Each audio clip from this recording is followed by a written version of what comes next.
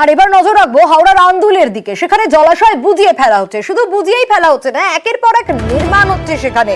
আর জলাশয় বুঝিয়ে কারখানা হচ্ছে, বহুতল হচ্ছে, স্বাভাবিকভাবে নিকাশি ব্যবস্থা বেহাল। দেবাশিস রয়েছেন আমাদের সঙ্গে। দেবাশিস, জলাশয় বুঝিয়ে একের পর এক এই বেআইনি নির্মাণ কারা করছেন? কতদিন ধরে চলছে এই কাজ? দেখো, বেশ কয়েকদিন ধরে অভিযোগ, অর্থাৎ বছর দশেক ধরে এই যে এলাকা আন্দুলায় আরগড়ি সহ বিস্তীর্ণ এলাকার যেখানে জল নিকাশি ব্যবস্থা হয় হচ্ছে 16 নম্বর জাতীয় সড়কের ধারে যে হাইড্রেন, সেই হাইড্রেনে গিয়ে সেই জল মেশে এবং হাইড্রেনের আগে রয়েছে বেশ কিছু নয়নজলি এবং ডোবা, যেখানকার এইসব এলাকা থেকে যে ছোট ছোট ড্রেন, সেই ড্রেন থেকে জল গিয়ে মেশে এই বড় বড় ডোবা এবং সেখান থেকে হাইওয়ে দিয়ে পাস হয়। কিন্তু বেশ কয়েক বছর ধরে দেখা যাচ্ছে এই যে ডোবাগুলি বা জলাশয়গুলি রয়েছে, জলাভূমি নয়নজুলি রয়েছে, সেগুলিকে পরপরভাবে সেগুলি বিক্রি হয়ে যাচ্ছে বা সেগুলির মধ্যে বেআইনি ভাবে নির্মাণ হচ্ছে। কি হচ্ছে? বড় বড় কারখানা তৈরি হচ্ছে, বড় বড় বহুতল তৈরি হচ্ছে, বিল্ডিং তৈরি হচ্ছে। আর তার অনুমতি দিচ্ছে কারা? পঞ্চায়েত থেকে। পঞ্চায়েত থেকে সেই অনুমতি নিয়ে একের পর এক বিল্ডিং হচ্ছে, যার জেরে নিকাশি ব্যবস্থা কার্যত বেহাল বা নিকাশি ব্যবস্থা পুরোপুরি স্তব্ধ হয়ে যায়। এবং এই যে এর ফলে সাধারণ মানুষকে সমস্যার সম্মুখীন হতে হচ্ছে।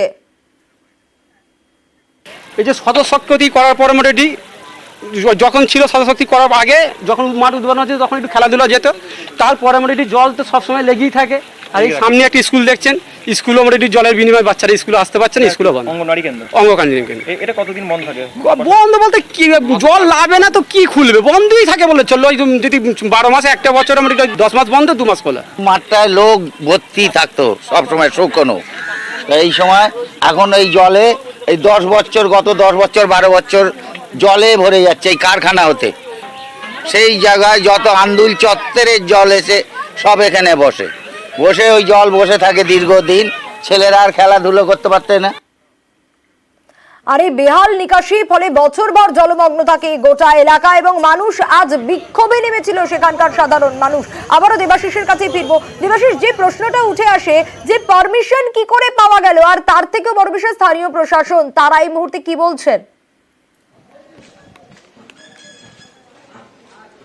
দেখো, অবশ্যই এই অনুমতি নিয়ে কিন্তু অবশ্যই সেখানে নিজেদের মধ্যে গোষ্ঠীকন্দল, পঞ্চায়েতের গোষ্ঠীকন্দলও প্রকাশ্যে আসছে এবং সাধারণ মানুষের দাবি, তারা 2021-এর পর থেকে একাধিকবার তারা আবেদন জানিয়েছিল যাতে এই নর্দমা বা যে নিকাশি ব্যবস্থা সেটিকে ঢেলে সাজানো হোক, যেই এলাকায় বিল্ডিং হচ্ছে তার পাশাপাশি সেখানে নালা তৈরি করে জল বার করার হোক, কিন্তু তারপরেও পঞ্চায়েতের করেনি। আর এই অনুমতি নিয়ে কিন্তু বর্তমান যে পঞ্চায়েতের প্রধান, তার দাবি যে বিগত যে বোর্ড ছিল তারা এই কাজগুলি করে গেছে, নতুন যে বোর্ড তাদের তরফ থেকে কোনো রকম কোনো অনুমতি নতুন করে দেওয়া হয়নি। কিন্তু বিগত পঞ্চায়েতের উপরে দোষ চাপিয়ে কার্যত গা ঢাকা দিতে চাইছেন এখনকার পঞ্চায়েত। তবে এখনো সেইখানে একাধিক বা বিল্ডিং তৈরি হচ্ছে, বিভিন্ন নতুন নতুন কারখানা তৈরি হচ্ছে এই জাতীয় সড়কের ধারে। ফলে সমস্যা সাধারণ মানুষ দফায় দফায় প্রায়শই আমরা দেখি এই আন্দুল পঞ্চায়েতে ঘেরাও করছে, সেখানে কার্যত পুলিশ গিয়ে সমস্যা মেটানোর চেষ্টা চালায়। তবে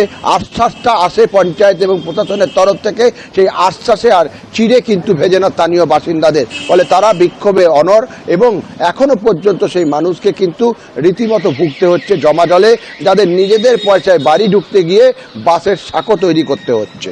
বেশ দেবাশিস, এখনই জল, একটা আধ ঘন্টা বৃষ্টি হলে জল ঢুকে যাবে।